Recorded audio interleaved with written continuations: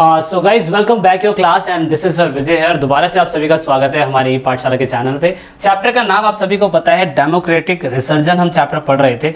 Video का पहला part हमने पहले ही आप सभी को बताया था और अब वीडियो के सेकंड पार्ट की तरफ हम अब आगे बढ़ने जा रहे हैं।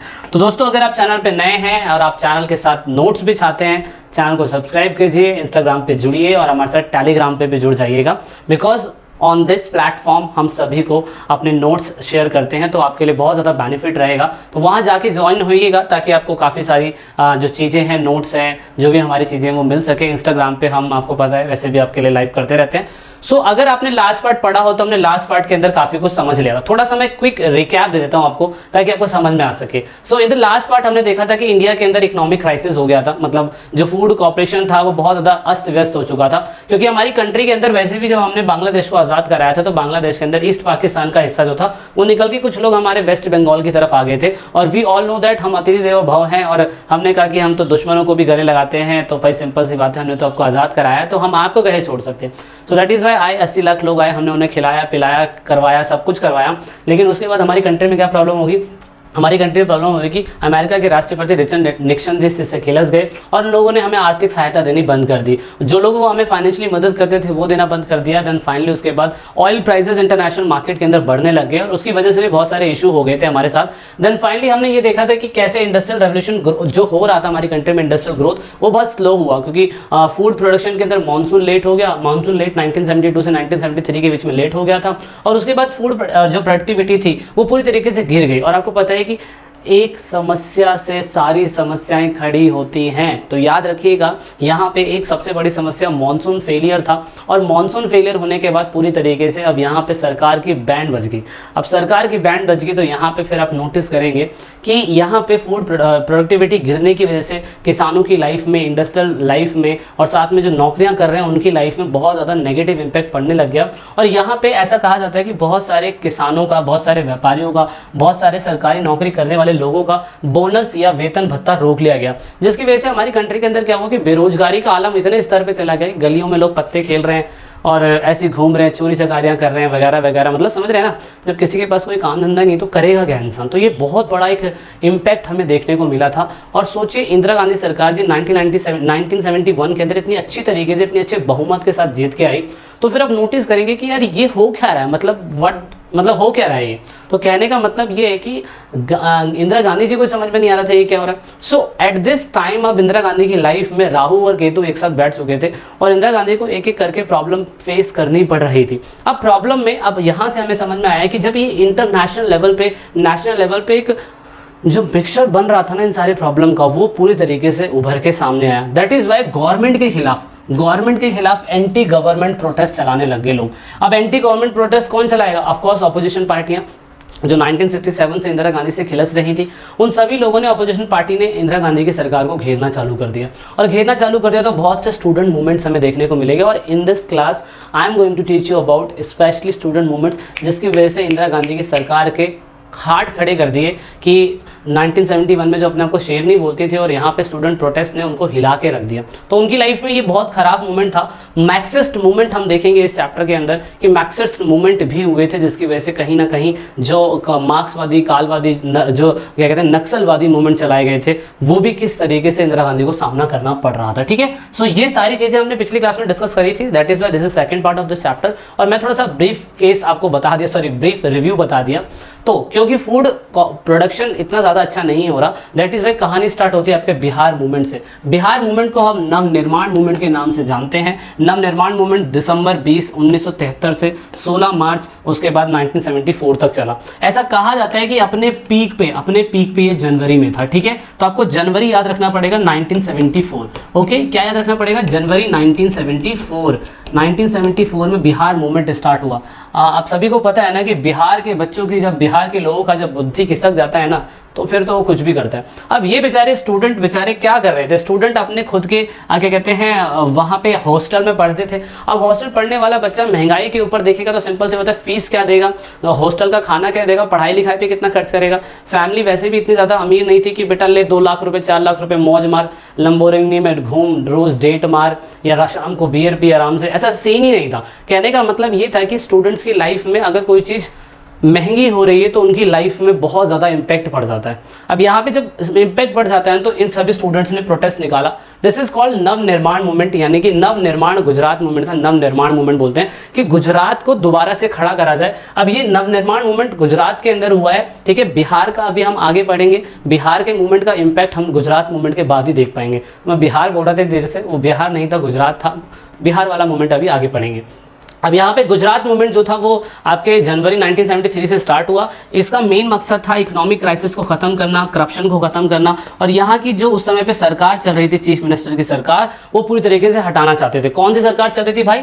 चल रही थी यहाँ पे इंडियन नेशनल कांग्रेस की सरकार, और वहाँ पे अपोजिशन में थी जनसंघ। और वो गुजरात में कौन सी सरकार थी? चीमन भाई पटेल की सरकार। अब चीमन भाई पटेल की सरकार थी तो सिंपल सी बात है, महंगाई हो रही है गुजरात के अंदर, और देखिए स्टूडेंट ज़्यादा कुछ कर नहीं सकता है ना, तो स्टूडेंट को कहीं ना कहीं सपोर्ट की तो जरूरत होती है ना। तो यहाँ पे सपोर्ट की जरूरत हुई, स्टूडेंट को सपोर्ट मिला, और स्टूडेंट को सपोर्ट मिला जनसंघ पार्टी का, कांग्रेस ओ पार्टी का, उसमें मोरारजी देसाई जी एक चेहरा बने। 1969 के अंदर मोरारजी देसाई जी कांग्रेस से निकल चुके थे, और उसके पीछे की कहानी मैंने आपको पहले ही बता दी थी। 1969 के अंदर मोरारजी देसाई जी को एक एडवांटेज मिला। उन्हें समझ में आया कि हाँ यार, ये सही समय सरकार को घेरने का, सरकार को लपेटने का अपनी बातों में। तो यहाँ पे क्या हुआ, स्टूडेंट्स ने प्रोटेस्ट मार्च निकाला, स्ट्रिक्ट प्रोटेस्ट करा, दंगे हुए, हंगर स्ट्राइक हुआ। इवन इस स्ट्राइक के अंदर खुद स्टूडेंट ने एलिगेशन लगाया कि करप्शन बहुत ज़्यादा बढ़ता जा रहा है, और यहाँ पे सरकार सामान इतना महंगा कर रही है, जो सामान 100 रुपये का मिलता है वो सामान अब 130 रुपये का हो गया है। भैया स्टूडेंट कहाँ से देगा? स्टूडेंट तो दे ही नहीं सकता ना। तो यहाँ पे सरकार ने क्या कहा? सरकार ने कहा कि हम आंदोलन में स्टूडेंट्स के साथ आएंगे, और यहाँ पे इंदिरा गांधी की सरकार की, जो चीमन भाई पटेल की सरकार है गुजरात के अंदर, उसको रिजाइन करना पड़ेगा। तो यहाँ पे अगर आप देखेंगे कि तो कांग्रेस आर उस टाइम पे चल रही थी, क्योंकि 1971 में तो कांग्रेस आर ही तो जीती थी, तो वो कांग्रेस आर चल रही थी, और यहाँ पे अपोजिशन में कांग्रेस ओ थी, और साथ में यहाँ पे क्या कहते हैं अखिल भारतीय जनसंघ थी पार्टी। यहाँ पे अब पार्टी का कंपटीशन हो गया। जब पार्टी इन्वॉल्व हो जाती है तो ये आंदोलन, ये मूवमेंट बहुत आगे चला जाता है, और जब आगे चला जाता है तो यहाँ पे क्या हुआ, पूरे के पूरे गुजरात के अंदर राष्ट्रपति शासन लगा दिया गया। पार्टी ने कहा कि भाई फ्रेश इलेक्शन होने चाहिए, और यहाँ पे मोरारजी देसाई ने ये डिक्लेयर कर दिया कि भैया अपन तो स्ट्राइक करेगा, और यहाँ पे मैं तो पूरी तरीके से हंगर स्ट्राइक करूंगा जब तक यहाँ पे चीमन भाई पटेल की सरकार नहीं गिरती है, फ्रेश इलेक्शन नहीं होता है। हम पूरी तरीके से धरने में बैठे रहेंगे, मैं आमरण अनशन पे चला जाऊंगा, मैं कुछ खाऊंगा नहीं, पीऊंगा नहीं, जैसे हो जाती है ना लड़कियां नाराज हो जाती है। तो सेम इस टाइम पीरियड के अंदर सारे लोग नाराज हो गए सरकार से, कांग्रेस की सरकार से, और यहाँ पे अब सरकार को समझ में आया कि भैया अब तो कुछ करना पड़ेगा, अगर अब नहीं किया तो कुछ नहीं करा। और यहाँ पे स्टूडेंट प्रोटेस्ट के अंदर ऐसा कहा गया कि यहाँ पे चीमन भाई पटेल की सरकार गिर गई थी। सोचिए 1977 के अंदर इलेक्शन हुआ था, वहाँ पे चीमन भाई पटेल की सरकार इसकी वजह से गिरी हुई थी, और यहाँ पे 1970 क्या कहते हैं, the Congress party defeat the election in 1975 election, और 1975 सॉरी गुजरात में हुआ था इलेक्शन, और ये विधानसभा इलेक्शन है, ठीक है ना। विधानसभा इलेक्शन के अंदर पूरी तरीके से गुजरात की विधानसभा के अंदर यहाँ पे चीमन भाई पटेल की सरकार गिर गई। दूसरा मूवमेंट बिहार मूवमेंट है। बिहार मूवमेंट के अंदर अगर आप देखें तो स्टूडेंट का यही एलिगेशन था, यही सेम एलिगेशन, पहले नवनिर्माण मूवमेंट फिर बिहार मूवमेंट। बिहार मूवमेंट में कहा गया, ये मार्च में स्टार्ट हुआ क्योंकि इसका इंपैक्ट हमें देखने को मिलता है। अब बिहार के लोगों ने कहा गया कि राइजिंग प्राइस हो रही है, फूड की स्कैरसिटी हो रही है, अनएम्प्लॉयमेंट हो रहा है, करप्शन बहुत तेजी से बढ़ रहा है, तो हम भी ये चाहते हैं कि यहाँ पे जो सरकार है, जो अब्दुल गफूर की सरकार है, यहाँ पे अब्दुल गफूर की सरकार, बिहार के अंदर अब्दुल गफूर की सरकार चल रही थी, और यहाँ पे क्योंकि गुजरात में तो मोरारजी देसाई जी साथ में आ गए थे स्टूडेंट के, तो इसीलिए वो मूवमेंट कामयाब हो गया। ये बिहार मूवमेंट पहली बार ऐसा मूवमेंट चलाया गया मार्च के अंदर कि आप नोटिस करेंगे कि स्टूडेंट्स ने इतना बड़ा मुद्दा इसे उठा दिया कि ये इतना बड़ा मुद्दा बन गया कि ये अब इंटरनेशनल लेवल पे, नेशनल लेवल पे इफेक्ट होने वाला था। क्यों इफेक्ट होने वाला था? क्योंकि ये प्रोटेस्ट हुआ, उसके बाद इसमें भी वही प्रोटेस्ट हुए, राइट्स हुए, हंगर स्ट्राइक हुआ, सब कुछ हुआ, और इसकी वजह से बिहार मूवमेंट की वजह से देश में इमरजेंसी लगाई गई थी। अभी इमरजेंसी कैसे लगाई गई थी वो मैं अभी आपको बाद में बताऊंगा। यहाँ पे जनता पार्टी पूरी तरीके से सिविल मूवमेंट में लोगों के साथ थी, नेशनल कांग्रेस के खिलाफ थे, और उसमें लीडिंग फिगर के अगर हम देखें तो जयप्रकाश नारायण जी स्टूडेंट के साथ थे। इंदिरा गांधी जी और अब्दुल गफूर की सरकार उस समय पे रिजाइन देने से बिहार में मना कर रही थी कि यहाँ पे अब बिहार की गवर्नमेंट पूरी तरीके से लोगों को रोजगार नहीं दे पा रही है, चीजें महंगी हो रही है, तो स्टूडेंट करेगा, स्टूडेंट तो प्रोटेस्ट ही कर सकता है ना। और यहाँ पे उस टाइम पीरियड के अंदर जयप्रकाश नारायण जी बिहार के सीता बदियारा गांव में रह रहे थे और जेपी इज द पर्सन जिन्होंने इंदिरा गांधी जी के साथ भारत छोड़ो आंदोलन के साथ में वहां पे साथ दिया था और कभी भी राजनीति के अंदर इन्वॉल्व नहीं हुए थे क्योंकि पोस्ट नहीं चाहते थे गांधी की तरह कोई भी। और JP ji is the person जिन्होंने इंदिरा गांधी जी को बच्ची थी जब वो उनको गोद में खिलाया था। तो सोचिए यहाँ पे जेपी जी इतने सुप्रीम लीडर थे जो इंदिरा गांधी को ये कह रहे थे कि अगर कोई सरकार जनता के प्रति वफादार नहीं है, जनता के काम को नहीं कर पा रही है तो उसको रिजाइन दे देना चाहिए। और यहाँ पे अगर स्टूडेंट प्रोटेस्ट कर रहा है जिसमें बढ़ती कीमतों की वजह से, भोजन की वजह से, बेरोजगारी की वजह से और सरकार भ्रष्टाचार कर रही है तो सरकार को रिजाइन दे देना चाहिए। So that is why Jayaprakash Narayan ji इसमें आते हैं क्योंकि कांग्रेस क्या बोल देती है कि हम रिजाइन नहीं देने वाले, आप कुछ भी कर लीजिए। दैट इज वाई यहाँ पे बिहार के अंदर जयप्रकाश नारायण जी पार्टिसिपेट करते हैं स्टूडेंट के साथ और स्टूडेंट से एक ही प्रॉमिस करते हैं कि अगर मैं इस धरने में, इस प्रोटेस्ट में तुम्हारे साथ आ रहा हूँ तो तुम्हें ये प्रोटेस्ट पूरी तरीके से भारत तक सीमित नहीं रखना है, भारत के बाहर भी लेके जाना है। और जब आपको भारत के बाहर लेके जाना है तो फिर आप नोटिस करेंगे कि ये मूवमेंट पूरी तरीके से बढ़ता चला गया। भारत के बाहर, सॉरी, बिहार के बाहर लेके जाना है तो दिल्ली के अंदर तक जब प्रोटेस्ट पहुंचा और कहा गया कि संसद का घेराव करेंगे, सभी लोग क्या कहते हैं पूरी तरीके से संसद का घेराव करेंगे और यहाँ पे पूरी तरीके से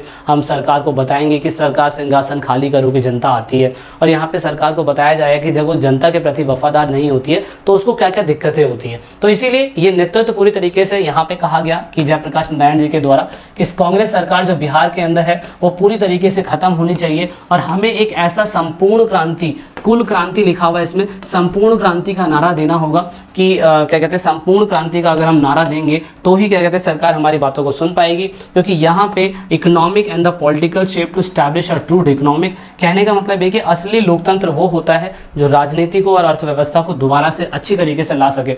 अगेन आई वांट टू से वन थिंग अबाउट दिस कि जयप्रकाश नारायण जी पूरी तरीके से कांग्रेस के खिलाफ नहीं थे, बट जयप्रकाश नारायण पूरी तरीके से सत्ता में चल रही गड़बड़ियां, जो सरकार अपने आप को पावरफुल समझ रही है, वो उसके खिलाफ थे, उनकी नीतियों के खिलाफ थे। इसलिए वो संपूर्ण क्रांति ला के पूरी तरीके से राजनीतिक और आर्थिक गतिविधियों को बदलना चाहते थे। तो इसीलिए जयप्रकाश नारायण जी, जिन्हें लोकनायक जयप्रकाश नारायण कहा जाता है, ये युवा व्यवस्था में मार्क्सवादी थे, कांग्रेस की सोशलिस्ट पार्टी और सोशलिस्ट पार्टी के संस्थापक और महासचिव बने थे। 1942 के अंदर आप देख सकते हैं कि इन्होंने पूरी तरीके से भारत छोड़ो आंदोलन में गांधी जी का साथ दिया था। इवन नेहरू के मंत्रिमंडल में शामिल होने से इन्होंने इनकार कर दिया था। 1955 के बाद ये पूरी तरीके से राजनीति को छोड़ चुके थे, लेकिन 1955 के बाद जब इन्हें मौका मिला 1974 के अंदर दोबारा स्टूडेंट के साथ आने का, तो इन्होंने पूरी तरीके से क्या कहते हैं साथ दिया। सबसे अच्छी बात इनकी ये थी कि इन्होंने कश्मीर के अंदर चंबल के जो डकैत थे ना, उनसे आत्मसमर्पण करवाया था। सोचिए, चंबल के डकैतों से आत्मसमर्पण मतलब सरेंडर करवाने वाले,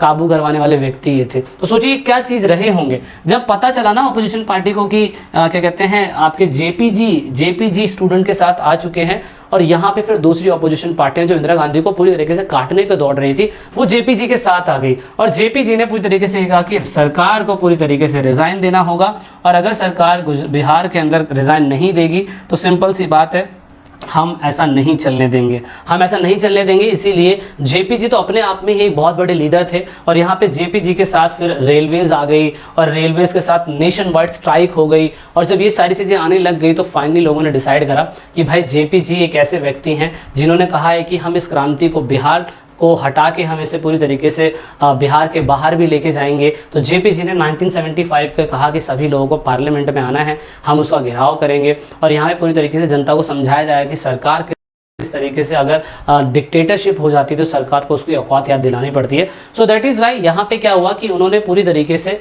इस रैली को दिल्ली की इंडिया की कैपिटल दिल्ली में लेके गए और दिल्ली में फिर लाखों लोग जेपी जी को सुनने के लिए आया करते थे और उनके सपोर्टर्स से भारतीय जनसंघ, कांग्रेस, उसके बाद भारतीय लोक दल, सोशलिस्ट पार्टी और भी जो छोटी मोटी पार्टियां थी सभी ने सपोर्ट करा। क्योंकि JP ji is a national hero, वो एक लीडर है। जैसे महात्मा गांधी जी थे वैसे जेपी जी का रोल भी इतना ज़्यादा अहम हुआ करता था उस टाइम पीरियड के अंदर।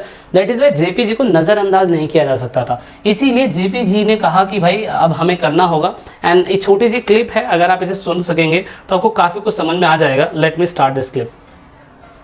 एक सेकेंड, 1 सेकेंड। तो ये छोटी सी क्लिप है, आप इसे सुनिएगा, आपको समझ में आएगा जयप्रकाश नारायण जी का। पहली पंक्ति के सेनानी और राजनेता थे। भारत के स्वतंत्र होने के बाद 1954 में उन्होंने बिहार में विनोबा भावे के सर्वोदय आंदोलन के लिए जीवन समर्पित करने की घोषणा की और 1957 में उन्होंने लोकनीति के पक्ष में राजनीति छोड़ने का फैसला किया। लेकिन 1960 के दशक में वो राजनीति में फिर से सक्रिय हो गए। जयप्रकाश नारायण की निगाह में तत्कालीन प्रधानमंत्री इंदिरा गांधी की सरकार भ्रष्ट और अलोकतांत्रिक हो रही थी। यही कारण है कि देश भर में संपूर्ण क्रांति के जनक जेपी ने अपने विस्तृत भाषण में कहा कि भ्रष्टाचार मिटाना, बेरोजगारी दूर करना, शिक्षा में क्रांति लाना आदि ऐसी चीजें हैं जो आज की व्यवस्था से पूरी नहीं हो सकती, क्योंकि वह इस व्यवस्था की ही उपज है। वह तभी पूरी हो सकती है जब संपूर्ण व्यवस्था बदल दी जाए और संपूर्ण व्यवस्था के परिवर्तन के लिए क्रांति यानी संपूर्ण क्रांति आवश्यक है। 1975 में निचली अदालत में इंदिरा गांधी पर चुनावों में भ्रष्टाचार का आरोप साबित हो गया और जयप्रकाश ने उनके इस्तीफे की मांग की। विपक्ष के बढ़ते दबाव को देखते हुए इंदिरा गांधी ने राष्ट्रीय आपातकाल की घोषणा कर दी और जेपी समेत तमाम विपक्षी नेताओं को गिरफ्तार कर लिया। तब दिल्ली के लाल किला में 1 लाख से अधिक लोगों ने जयप्रकाश नारायण की गिरफ्तारी के खिलाफ हुंकार भरी। उस वक्त राष्ट्रकवि रामधारी सिंह दिनकर ने कहा कि सिंहासन खाली करो की जनता आती है। लगता है कि संपूर्ण क्रांति आंदोलन के चलते देश में पहली बार 1977 में गैर कांग्रेसी सरकार बनी। इस क्रांति का प्रभाव न केवल देश में बल्कि दुनिया के तमाम छोटे देशों पर भी पड़ा। Bureau report, GD news. So ये छोटी सी क्लिप आपको समझाने के लिए किस तरीके से जो जेपी जी थे उन्होंने इस इफेक्ट इस चीज़ को लाने के लिए कितना कुछ करा था लीडर ने। और यहाँ पे फिर उसके साथ ऐसा कहा जाता है कि रेलवे भी हड़ताल पे चली गई थी। अब रेलवे जो हड़ताल पे चली गई थी, जॉर्ज फर्नांडिस वहाँ पे उस समय पे जेपी जी का समर्थन कर रहे थे। और सोचिए इंदिरा गांधी जी की लाइफ में बिहार मूवमेंट, उसके बाद गुजरात मूवमेंट, फिर जेपी जी साथ में आ गए, उसके बाद फिर रेलवे हड़ताल पे चली गई। तो ऐसे बहुत सारी सिचुएशन उनकी लाइफ में आई और that is why Bihar movement एक राष्ट्रवादी आंदोलन बन गया। और उसकी वजह से जो भी गैर कांग्रेसी दल थे पूरी तरीके से इंदिरा गांधी की आर को पूरी तरीके से खत्म करने के लिए या बंद करने के लिए तैयार हो चुके थे। तो जेपी जी के बारे में आपको समझ में आया होगा बेसिक बातें। इतना सा इस वीडियो के अंदर हम डिस्कस करेंगे। वीडियो के अगले पार्ट में बताया जाएगा कि अब इंदिरा गांधी जी के पास और कौन से ऑप्शंस बचे हुए थे कि जो वो कर सकती थी और उसके बाद उन्होंने किस तरीके से समस्या से इजाफा पाने के लिए देश में इमरजेंसी डिक्लेयर करी, उसके पीछे रीजन क्या था। We need to understand in the next part. So this is it in this video and let's meet in another part. जय हिंद, जय भारत।